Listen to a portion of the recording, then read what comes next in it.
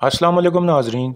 पिछली किस्त के आखिर में आपने देखा कि उस्मान सिपाहियों के ट्रेनिंग एरिया में गया था और उसने सबसे मुखातिब होकर कहा था कि निकोला ने तुर्गत साहब के कबीले पर हमला किया और उनको कैदी बना लिया, लेकिन अगर उसने तुर्गत साहब को न छोड़ा तो हम निकोला को सहारा देने वाली दीवारों की ईंट से ईंट बजा देंगे। अपनी तलवारें तेज कर लो। इस किस्त के आगाज में हरमनकाया किले का मंजर सामने आता है। अंदर कोशिश कह रहा था वो उस्मान सिपाहियों के मामले में अब भी मुझ पर शक कर रहा है।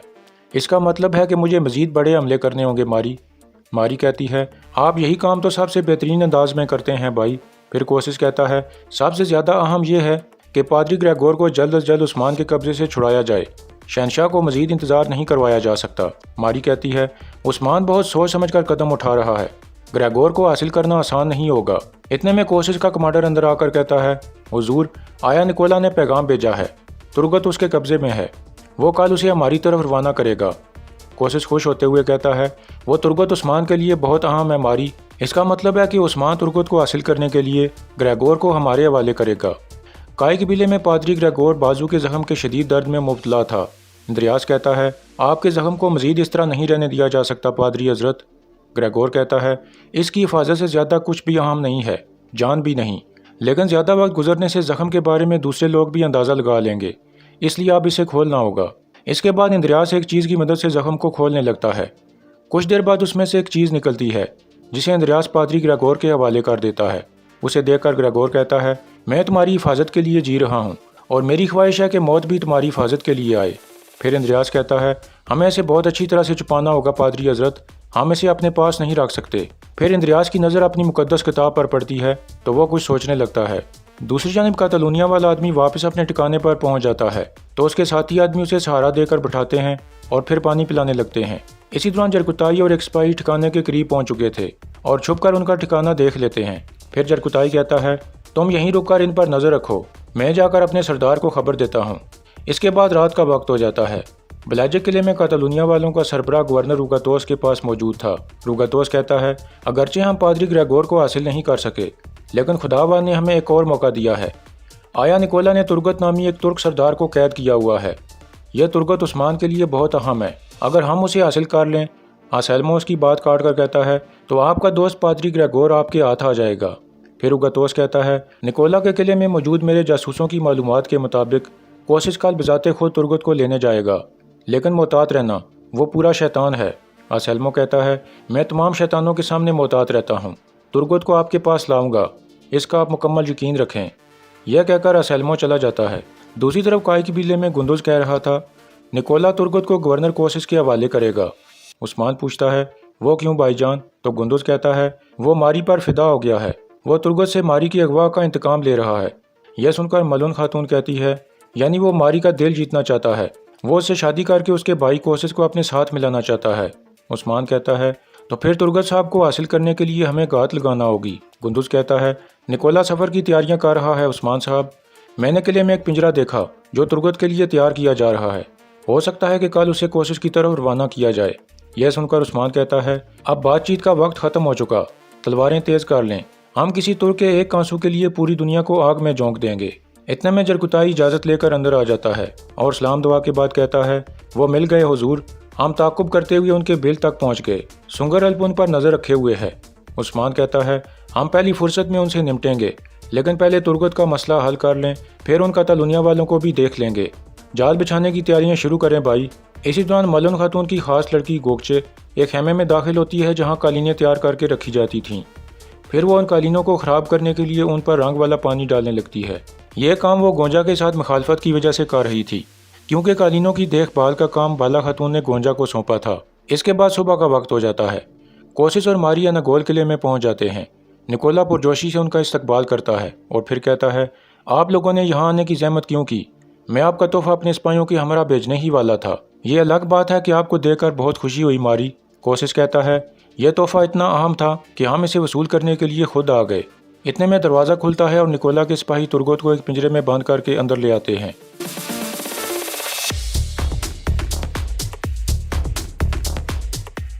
निकोला कहता है यह है आपका तोहफा प्यारी मारी। तुर्गत नज़रें उठाकर देखता है तो मारी को देखकर काफ़ी हैरान हो जाता है। फिर निकोला कहता है अपने तोहफे को गौर से देखो मारी, ये वैशी भेड़िया कैसा लग रहा है, पिंजरे में बिल्कुल सीधा साधा हो गया है। बिल्कुल फर्माबरदार की तरह बैठा है।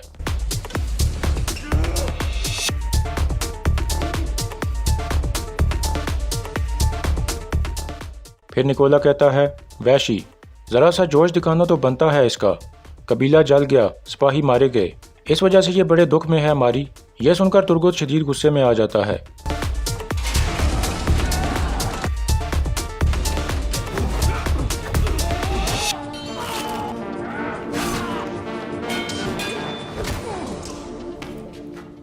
इस तरह तुर्गुत को काबू कर लिया जाता है। फिर कोशिश कहता है, अच्छा हुआ कि मैं खुद अपना तोहफा लेने आ गया निकोला। निकोला कहता है, अच्छा हुआ कि आप आ गए कोशिश, सिपाहियों ले जाओ इसे। यह सुनकर सिपाही तुर्गुत को उठाकर ले जाते हैं। इसके बाद मारी कहती है, मैं आपकी एहसान मंद हूँ आया निकोला। दूसरी जानिब उस्मान और उसके सिपाही तुर्गुत को हासिल करने के लिए रवाना हो गए थे। एक जगह पहुंचकर उस्मान हमले की मनसूबाबंदी करता है और कहता है, हम इस रास्ते को बहुत अच्छी तरह से जानते हैं, लेकिन कोशिश भी जानता है, वो इसी रास्ते से जाएगा। इसी दौरान कोशिश और मारी तुर्गुत को लेकर रवाना हो गए थे। कोशिश अपने सिपाहियों को कह रहा था, अपनी आंखें खुली रखना। इसके बाद वो आहिस्ता आहिस्ता आगे बढ़ने लगते हैं। कुछ देर बाद उनके सामने कातलूनिया वाले पहुंच जाते हैं।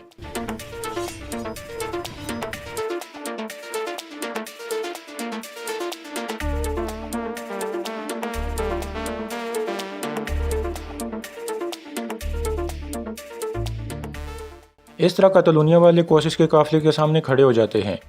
इसी दौरान उस्मान का एक सिपाही छुपकर यह सब देख रहा था। कोशिश कहता है, असलमो, तुम्हारा आदमी उस्मान को मेरा नाम बताता फिर रहा है और तुम बेवकूफ़ों की तरह मेरे सामने आ खड़े हुए हो। यह सुनकर असलमो एक बोरी उल्टता है तो उसमें से कोशिश का नाम लेने वाले आदमी का सर निकल आता है। फिर असलमो कहता है, गवर्नर कोशिश, यह सब रुकातोस का मंसूबा था, उसने मेरे आदमी को खरीद लिया था। आप तो जानते हो कि कातलूनिया वाले सोने के सिक्कों के लिए कुछ भी कर सकते हैं। मुझसे भी गद्दारी हुई है, मेरा इससे कोई लेना देना नहीं है। अब रुकातोस ने तुर्गुत को हासिल करने के लिए मुझे बड़ी तादाद में सोना देने की पेशकश की है। यह सुनकर मारी और तुर्गुत काफ़ी हैरान होते हैं। फिर असलमो कहता है, रुकातोस आपके लिए जाल बिछाने वाला है। यह सुनकर कोशिश और उसके साथी घोड़ों से नीचे उतर आते हैं। कोशिश कहता है, लेकिन मैं तुम्हारी इस बात पर कैसे यकीन कर लूँ असलमो। असलमो कहता है, तुम एक बात जान लो कोशिश, यकीन करने के लिए जानने की ज़रूरत नहीं होती। रुकातोस जब तुम पर हमला करेगा तो तुम्हारे आदमियों की तादाद उसके लिए काफ़ी नहीं होगी। यह सुनकर कोशिश सोच में पड़ जाता है। इसी दौरान उस्मान और उसके साथी एक जगह खड़े होकर इंतजार कर रहे थे। उस्मान दिल में कह रहा था, तुम मेरे जाल में फंसोगे। दूसरी तरफ कोशिश कहता है, यकीनी तौर पर उस्मान भी तुर्गुत को हासिल करने के लिए हमला करेगा। असलमो कहता है, हम ज़्यादातर सोने के लिए लड़ते हैं गवर्नर कोशिश, लेकिन एक चीज़ जो सोना कमाने से भी ज़्यादा मुश्किल है वो है एतमाद। इसी दौरान मारी इधर उधर देख कर तुर्गुत के पास आ जाती है तो तुर्गुत कहता है, तुम क्या चाहती हो बिजांतीनी हसीना। फिर मारी उसके पास बैठ जाती है और अपना खंजर निकालकर तुर्गुत के हाथ में दे देती है। इसके बाद वो खड़ी हो जाती है तो तुर्गुत आहिस्ता से पूछता है, तुम मेरी मदद क्यों कर रही हो। मारी आगे से कोई जवाब नहीं देती और दोबारा पीछे चली जाती है। इसी दौरान असलमो कह रहा था, मैं तुम्हारा एतमाद हासिल करना चाहता हूँ गवर्नर कोशिश। कोशिश कहता है, तुमने इस मौके का अच्छा फ़ायदा उठाया असलमो। इसी दौरान तुर्गुत आहिस्ता आहिस्ता अपनी रस्सी काटने लगता है। असलमो कहता है, आप जिस रास्ते से जा रहे हो उस पर जाल हो सकता है, आप मेरे साथ चलें। इस रास्ते को कोई इस्तेमाल नहीं करता क्योंकि उस पर सैलाब का खतरा रहता है। कोशिश ज़ोर से कहता है, ठीक है, फिर हम असलमो के बताए हुए रास्ते पर चलेंगे। ये कहकर वो दोबारा घोड़ों पर सवार होने लगते हैं।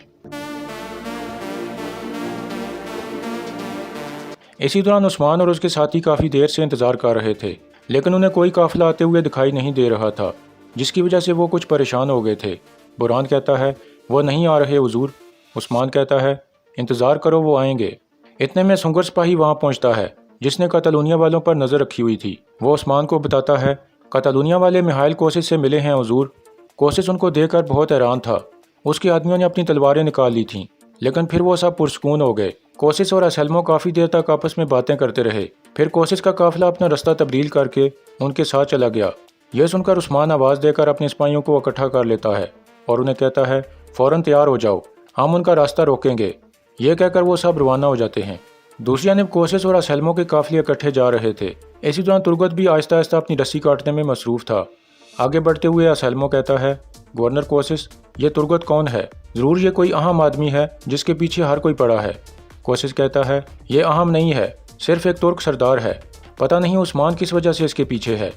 असलमो पूछता है, और आपको तुर्गुत क्यों चाहिए? कोशिश गुस्से में कहता है, क्योंकि ये मेरा दुश्मन है। इतनी वजाहत तुम्हारे लिए काफ़ी है असलमो। यह सुनकर असलमो खामोश हो जाता है और फिर वो दोबारा आगे बढ़ने लगते हैं।